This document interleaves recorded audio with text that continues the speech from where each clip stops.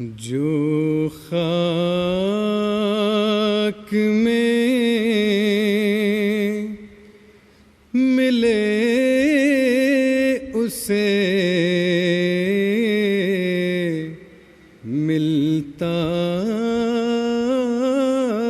है आशना. Bismillahirrahmanirrahim. Asyhadu alla ilaha illallah wahdahu la syarikalah wa asyhadu anna Muhammadan abduhu wa rasuluh. Bapak-bapak, ibu-ibu, pemirsa yang sedang menikmati makan sahur, alhamdulillah kita bertemu kembali dalam acara Markiji. Mari kita mengaji. Bapak Ibu sekalian, untuk beberapa menit ke depan, kali ini kita akan membahas masalah hakikat mengorbankan harta di jalan Allah dan keberkatannya. Bapak Ibu, hadir di tengah-tengah kita juga Bapak Mubalik Harpan yang nanti akan menyampaikan materinya yang akan diambil dari surat Al-Baqarah ruku ke-36. Juga hadir di tengah-tengah kita tamu kita yang nanti juga akan menemani diskusi, Bapak Tauhid, saudara kita dari Bintaro. Baiklah, Bapak Ibu sekalian, mari kita simak bersama untuk acara kali ini yang akan disampaikan oleh Bapak Mubalik Harpan. Untuk itu kami persilakan. Baik, jazakumullah hasanal jaza kepada Pak Darisman. Insyaallah di kesempatan kali ini kita akan membahas satu topik terkait dengan perintah ya untuk melakukan pengorbanan di jalan Allah Subhanahu wa taala dan beberapa aturan terkait dengan mengorbankan harta di jalan Allah. Yang kita ambil dari ruku ke 36 surah Al-Baqarah, dimulai dari ayat 262 sampai dengan 267. Terlebih dahulu seperti biasa akan saya sampaikan tilawatnya, ya, kemudian akan disusul dengan pembacaan arti dan juga penjelasannya. A'udzu billahi minasyaitonir rajim. Masalul ladzina yunfiquna amwalahum fi sabilillahi kamasali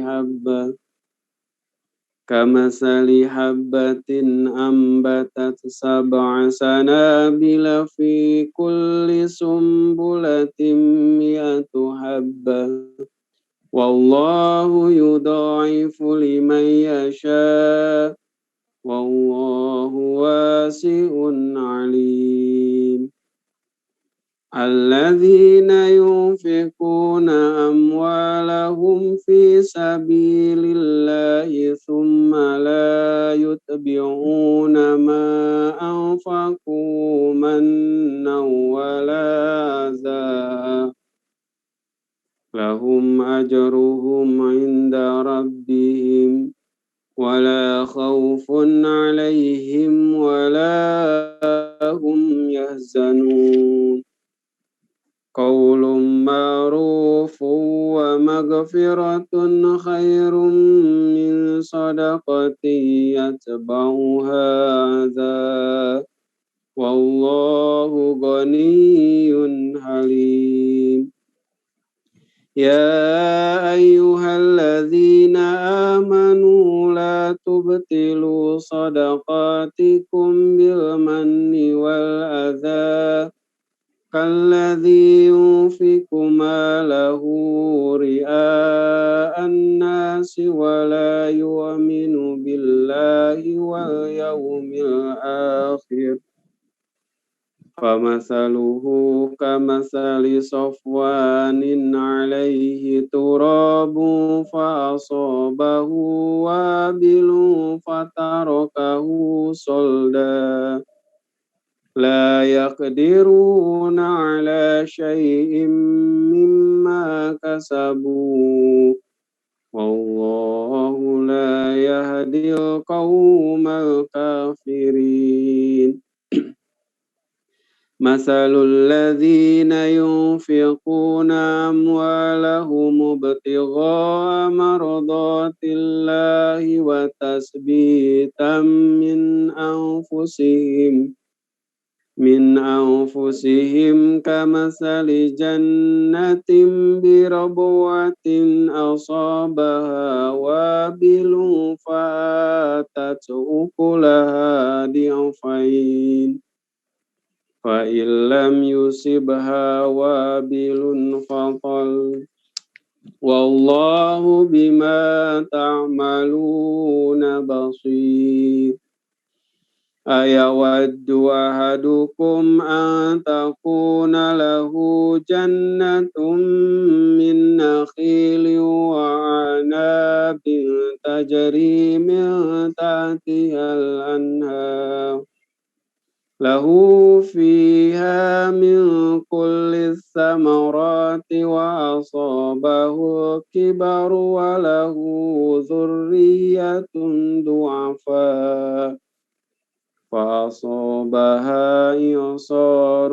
فيه نار فاحترقت كذلك يبين الله لكم الآيات لعلكم تتفكرون. Demikian tilawah dari ayat ke 262 sampai dengan 267 dari surah Al-Baqarah, di mana masing-masing terjemah dari tilawat tadi adalah Masalul ladzina yunfikuna amwalahum fi sabilillah, yakni perumpamaan orang-orang yang membelanjakan harta mereka di jalan Allah. Kamasali habbatin ambatat sab'a sanabila fi kulli sumbulatin mi'atu habbah.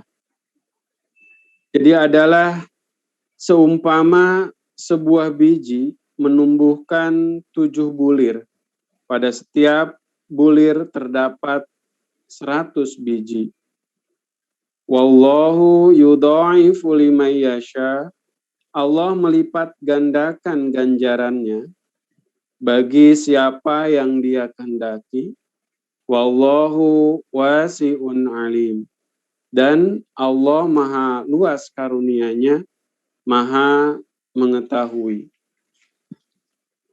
Ada sedikit penjelasan dari tafsir cetakan jemaat ini, bahwa dalam ayat-ayat yang lalu dijelaskan bahwa menurut hukum ilahi, Tuhan memberikan hidup baru kepada bangsa-bangsa yang layak menerimanya sesudah mereka mati. Dan ihwal Bani Israel disebut sebagai contoh.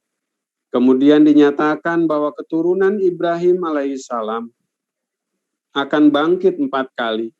Bani Israel dan Bani Ismail masing-masing akan bangkit 2 kali, guna mempersiapkan kaum muslimin untuk kebangkitan yang dijanjikan.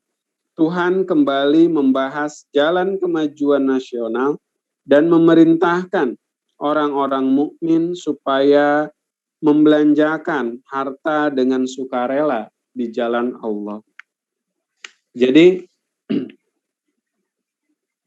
di dalam ayat ini, yakni ayat ke-262, ya, dijelaskan suatu ajaran yang demikian luhur yang dapat mengangkat taraf suatu bangsa atau suatu kaum, ya. Jika suatu kaum ingin mengalami suatu kemajuan atau mencapai suatu kejayaan, maka tidak boleh tidak dalam diri masyarakat kaum-kaum tersebut harus dimunculkan spirit untuk melakukan pengorbanan. Ini memang suatu hal yang sudah berjalan demikian, atau disebut sebagai sunatullah, di mana Allah Subhanahu wa taala setiap kali ingin membangkitkan suatu kaum, ya, membangkitkan suatu bangsa, maka terlebih dahulu, ya, ditanamkan dalam diri masyarakatnya itu spirit untuk melakukan pengorbanan. Jika kita melihat kepada sejarah Islam di masa awal, ya, bagaimana spirit untuk melakukan pengorbanan di jalan Allah itu demikian kentara jelas, ya, sehingga Islam dari suatu masyarakat yang demikian kecil, tertindas, ya, kemudian mendapat suatu kejayaan, mendapat suatu kemenangan yang gilang gemilang dalam waktu yang demikian singkat. Ya. Pengorbanan itu demikian kentara terlihatnya, mulai dari berkorban harta, ya, kemudian mengorbankan jiwa, ya, dengan melibatkan diri dalam berbagai peperangan, ya, dengan segala keterbatasan yang mereka miliki. Ya. Nah, spirit pengorbanan inilah, ya, yang kemudian mampu membawa suatu kaum itu, ya, atau Islam di masa awal itu kemudian mencapai tangga-tangga kemajuan yang kemudian, ya, manusia setelahnya demikian memuji. Karena apa? Karena ya kemajuan itu demikian cepat, dalam waktu yang singkat, suatu kaum yang teraniaya, suatu kaum yang miskin kemudian bisa tersebar, ya, bahkan sampai ke berbagai belahan dunia. Ini ya suatu contoh yang kemudian demikian real dijelaskan dalam ayat ini. Ya. Nah, untuk menarik perhatian ini, ya, dijelaskan, ya, bagaimana dampak atau buah dari melakukan pengorbanan di jalan Allah Subhanahu wa taala. Ya, dijelaskan tadi, ya, kamasali habbatin ambatat sab'a sanabila fi kulli sumbulatin mi'atu habbah. Jadi orang yang melakukan pengorbanan atau memberikan pengorbanan di jalan Allah Ta'ala ini seperti seorang yang menanam hanya satu biji. Kemudian dari satu biji itu Allah tumbuhkan menjadi 7 bulir, yang mana di tiap bulirnya itu terdapat 100 biji. Artinya bahwa melakukan pengorbanan di jalan Allah Ta'ala ini, ya, balasannya atau ganjarannya di sisi Allah Ta'ala itu, ya, mencapai 700 kali lipat. Suatu bilangan yang tentu besar, ya. Dari satu butir biji tadi, Allah akan balas, ya, kepada mereka yang melakukan pengorbanan sampai 700 kali lipat.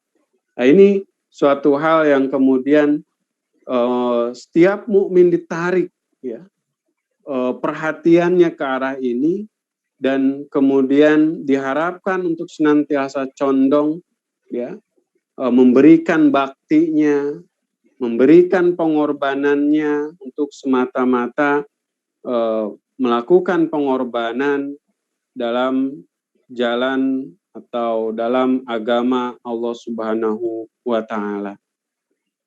Jadi sampai di sini demikian jelas, ya, bahwa memang tadi, ya, jika Allah menghendaki, ya, suatu kaum untuk bisa mencapai suatu kemajuan, maka harus Dalam kaum itu harus ditanamkan rasa pengorbanan. Nah, dalam jemaat kita juga kita melihat pengorbanan ini demikian kental, terasa. Setiap Ahmadi ya memiliki suatu gairah yang demikian besar melakukan pengorbanan di jalan ini. Ya karena apa tadi? Ya disebutkan Allah Subhanahu wa taala ingin bahwa bangkitkan di akhir zaman ini ya mencapai suatu kemajuan, mencapai suatu kemenangan sebagaimana tujuan didirikannya jemaat ini. Oleh karena itu maka kita melihat ya capaian-capaian setiap tahunnya yang demikian gemilang. Ya. Masjid dibangun di berbagai belahan negeri, termasuk di barat ya, sekarang. Ya.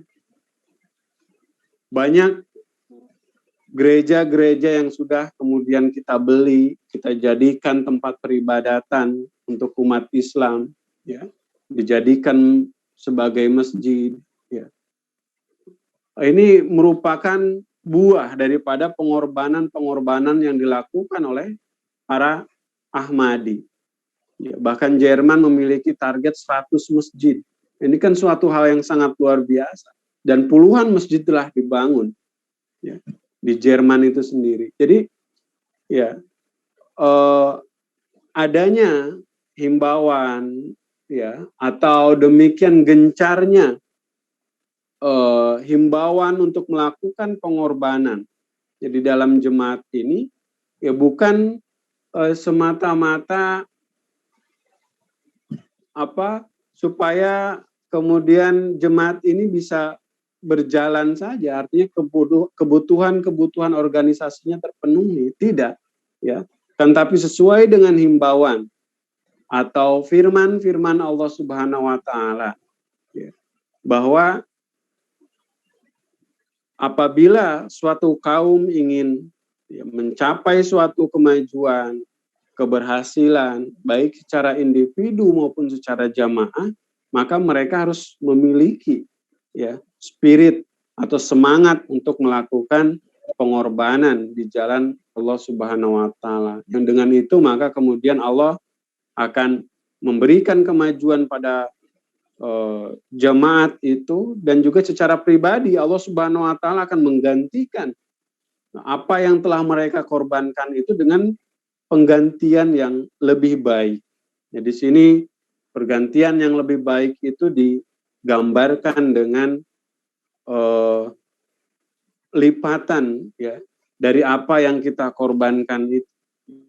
Dia akan berbuah sampai 700 kali lipat. Ini tentu ya suatu hal yang menggembirakan yang karena itu maka setiap kita ya setiap mukmin ya dan juga setiap Ahmadi senantiasa memiliki spirit untuk melakukan pengorbanan di jalan Allah Ta'ala. Jadi jelas ya Pak Darisman, Pak Tauhid ya. Terkait dengan ajaran ya Al-Quran tentang pengorbanan di jalan Allah. Ya, menarik sekali ya tadi janji Allah menggambarkan pengorbanan itu sebagai suatu investasi yang menghasilkan begitu banyak. Seperti halnya petani menanam satu butir jagung atau sebutir padi, tapi begitu besar hasilnya. Nah itu baru satu aja. Bagaimana kalau dia menanam 2, 3, itu akan berlimpah. 1 hektar ditanam beberapa titik ya, sudah menghasilkan berapa. Nah itu suatu gambaran pengorbanan di jalan Allah yang Allah akan menjanjikan hasilnya. Baiklah pemirsa sekalian, kami masih menemani Bapak Ibu dalam sahur pada hari ini dan juga pada Bapak Tauhid kami persilakan mungkin ada tanggapan atau pertanyaan atau ada pengalaman-pengalaman mengenai pengorbanan di jalan Allah ini. Ya, Silakan. terima kasih. Ya, kasih Pak. Assalamualaikum warahmatullahi wabarakatuh. Bismillahirrahmanirrahim. Waalaikumsalam. Tadi kan dengan tadi sedikit mendengar tafsir dari Bapak Harpan itu, jadi ada beberapa pertanyaan. Sebenarnya pertanyaan itu mungkin sudah sering dilontarkan ya, sudah sering ditanyakan. Cuman ini pertanyaan untuk refreshing. Jadi pertanyaan ini begini. Kan tadi kan untuk satu biji itu kan dibalasnya kan dengan 700 kali lipat oleh Allah Subhanahu wa taala. Nah, andaikan di bulan Ramadan ini itu dilipat gandakan kah atau seperti apa? Kan tentunya kan beda kan antara bulan-bulan biasa dengan bulan-bulan Ramadan nih. Iya. Nah, yang bulan biasanya itu 700 kali lipat, apalagi di bulan Ramadan ini. Itu aja sih. Itu pertanyaan pertama nih. Iya. Penasaran nih. Iya, betul. Ya, dalam salah satu hadis ya, ketika memasuki pertengahan bulan Sa'ban, Rasulullah Shallallahu Alaihi Wasallam mengumumkan akan datangnya bulan Ramadan. Ya. Kemudian beliau memberikan beberapa penjelasan ya tentang Ramadan, dan kemudian di antara penjelasan itu beliau menyampaikan barang siapa yang beramal wajib ya pada waktu itu, yakni pada Ramadan, maka dia akan dilipat gandakan menjadi 70 ya kebaikan. Barang siapa yang melakukan amalan sunnah, maka dia akan diganjar seperti amalan wajib. Ya. Barang siapa yang melakukan amalan nafal, maka dia akan dilipat gandakan. Artinya bahwa memang kebaikan-kebaikan yang dilakukan pada bulan Ramadan ini ya mendapatkan suatu pengabulan yang khas ya di hadapan Allah Subhanahu wa taala. Ya, jadi setiap amalan apapun ya, yang ia lakukan lillahi ta'ala ya semata-mata ingin mendapatkan keridhaan Allah Subhanahu wa taala, ya maka ya sesuai dengan sabda Rasulullah Shallallahu Alaihi Wasallam ini, ya maka tentu ya akan mendapatkan ganjaran atau balasan sebagaimana yang telah dijanjikan ya. Ya, bulan Ramadan ini adalah bulan yang penuh berkat ya. Dan Allah Subhanahu wa taala ya demikian ya mengobrol ya. Jika kita melihat sabda Rasulullah SAW tadi ya, mengobrol amal-amal kebaikan itu bagi setiap hambanya yang mengharapkan keridhaan Allah Subhanahu wa taala. Oleh karena itu memang bulan Ramadan ini bulan yang baik ya untuk kemudian kita melakukan kebaikan sebagai suatu training ya, melatih diri ya supaya di bulan-bulan berikutnya pun ya suasana pengorbanan, suasana peningkatan dalam ibadah yang kita lakukan pada masa Ramadan ini ya akan juga mewarnai bulan-bulan berikutnya. Demikian Pak Tauhid. Ya, jadi luar biasa Pak di bulan suci Ramadan ini. Iya, keberkatannya memang luar biasa ya. Bulan yang penuh berkat, ya ganjaran yang dilakukan atau amal-amal baik yang dilakukan di dalamnya pun akan berbuah keberkatan yang bahkan berlipat. Ya. Baik, kita lanjutkan ya pada ayat berikutnya. Alladzina yunfikuna amwalahum fi sabilillahi, orang-orang yang membelanjakan hartanya di jalan Allah. Ya. Tsumma la yutbi'una ma anfaqu mannaw wala adza. Kemudian mereka tidak mengiringi apa yang dibelanjakannya itu dengan menyebut-nyebut kebaikan dan tidak pula menyakiti hati. Lahum ajruhum inda rabbihim. Bagi mereka ada ganjarannya di sisi Tuhannya. Wala khaufun alaihim. dan tidak ada ketakutan pada mereka, walahum yahzanun, dan tidak pula mereka akan bersedih. Ya, jadi setelah tadi diberikan suatu ajaran tentang pentingnya memiliki jiwa yang pemurah, ya, dan senantiasa siap melakukan pengorbanan di jalan Allah Subhanahu wa taala, ya, yang akan berdampak pada kemajuan suatu kaum tadi. Nah, kemudian pada ayat ini dan beberapa ayat berikutnya diberikan suatu penjelasan bagaimana pengorbanan itu harus dilakukan. Ya. Bagaimana pengorbanan itu harus dilakukan. Ya. Tadi disebutkan bahwa pengorbanan di jalan Allah itu tidak diikuti, ya, dengan penyebutan atas kebaikan-kebaikan, dan juga tidak pula ya diikuti oleh kata-kata yang akan menyakiti hati. Nah, di sini dijelaskan terkait dengan permasalahan ini bahwa tiap-tiap perbuatan baik dapat disalahgunakan, dan penyalahgunaan belanja harta di jalan Allah ialah menyertakannya dengan dengan sombong, menyebut-nyebut perbuatan baiknya, dan adza, menyatakannya dengan menyakiti. Mereka yang membelanjakan kekayaan mereka di jalan Allah dilarang menyebut-nyebut dengan tanpa guna dan tidak pada tempatnya mengenai uang yang mereka belanjakan serta bakti yang mereka berikan demi kepentingan kebenaran, sebab perbuatan demikian termasuk celaan atau ejekan. Demikian pula mereka diperintahkan agar tidak menuntut sesuatu sebagai imbalan atas bantuan mereka.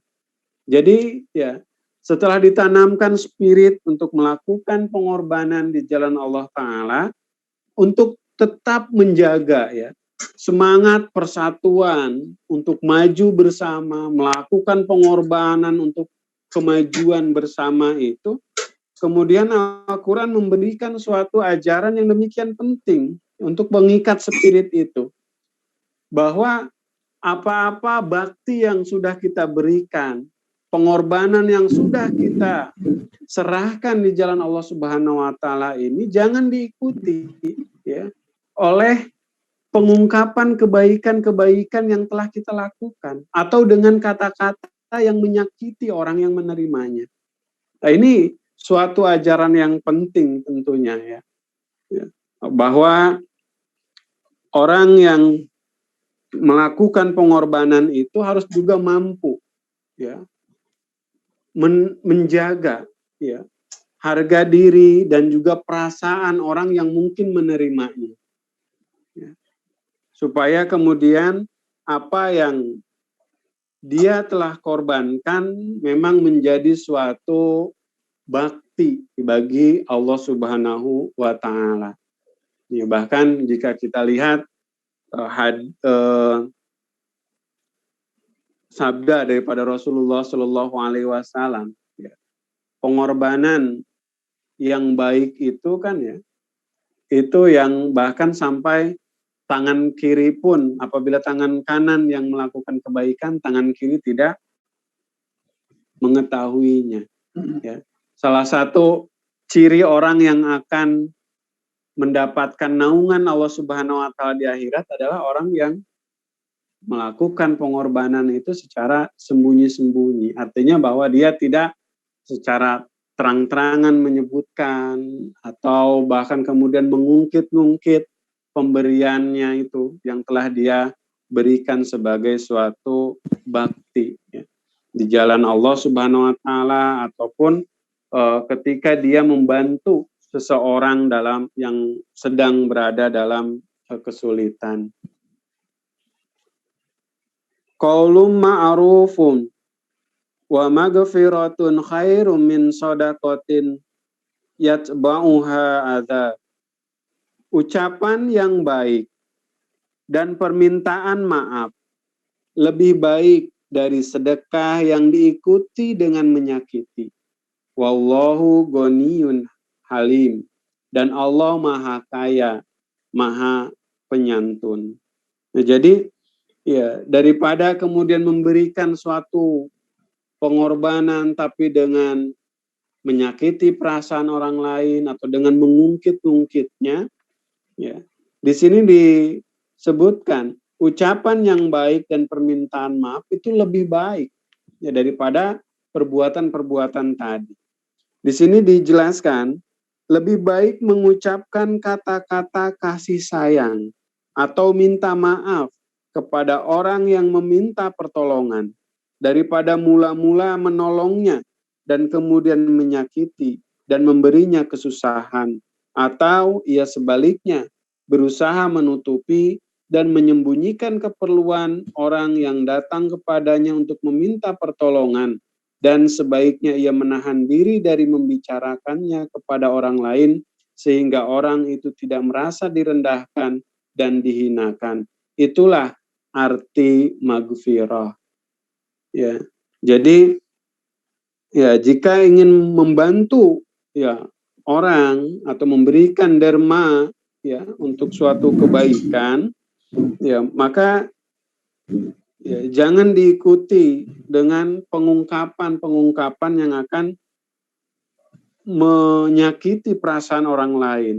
Maka lebih baik mengucapkan maaf atau kata-kata lainnya ya jika memang tidak dapat memberikan bantuan, daripada kemudian memberikan bantuan tapi mengikutinya dengan atau menyertakan kata-kata atau kalimat-kalimat yang akan menyakiti. Atau ya jika dia ingin memberikan derma ya, maka lebih baik benar-benar ditutupi. Jangan sampai kemudian orang yang menerima bantuan itu kemudian merasa dirinya direndahkan atau dihinakan. Nah, ini suatu ajaran yang demikian penting ya, yang mungkin saat ini menjadi sesuatu yang kemudian cukup dilema juga ya, jika kita lihat misalkan orang ya bagaimana perkembangan media sosial saat ini ya, orang setelah melakukan kebaikan kemudian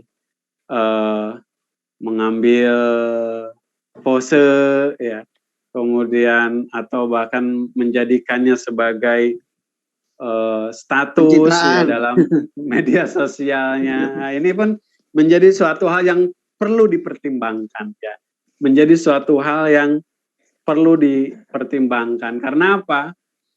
Ya, karena ya memang di satu sisi ya, atau di ayat Al-Quran juga memberikan suatu penjelasan bahwa perbuatan baik itu ya boleh dilakukan secara terang-terangan atau secara sembunyi-sembunyi ya.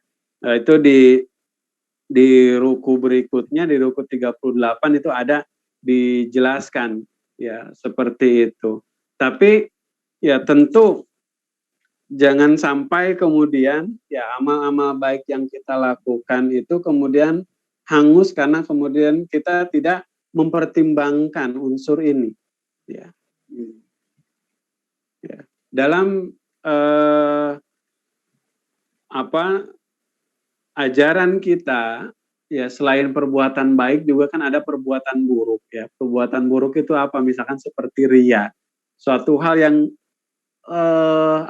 demikian membututi amal-amal baik kita, yaitu riya itu ya, ingin dilihat orang dan lain sebagainya ya. Jadi memang jangan sampai kemudian kita ya melakukan suatu kebaikan tapi dengan niat tadi ya, ingin dilihat orang dan lain sebagainya ya, atau mengungkapkan kata-kata atau amal-amal baik kita di hadapan orang yang mungkin dulu pernah menerima kebaikan kita sehingga dia tersakiti hatinya ya, atau terluka, merasa dihinakan dan lain sebagainya. Ini penting bahwa karena Apa? Karena di satu sisi kan ria ini kata Masih Maud salam seperti api ya, yang kemudian membakar kayu bakar tanpa sisa ya. Oleh karena itu maka akan lebih baik jika kemudian amal baik itu ya tetaplah menjadi amal baik bagi kita dengan tidak mengungkapkannya kepada halayak umum. Ada suatu contoh yang demikian baik, ya suatu kisah yang disampaikan oleh Imam Ghazali ya. Dulu di Baghdad ya ada suatu amalan yang baik ya, dimulai dari beberapa gelintir orang yang biasa melakukan sholat malam ya, biasa melakukan sholat malam namun dizaharkan, dikeraskan bacaan-bacaannya itu. Jadi setiap orang yang melewati jalan-jalan Baghdad ketika itu ya, apabila dia melewatinya sebelum waktu subuh, dia akan mendengar ya. जो खाक में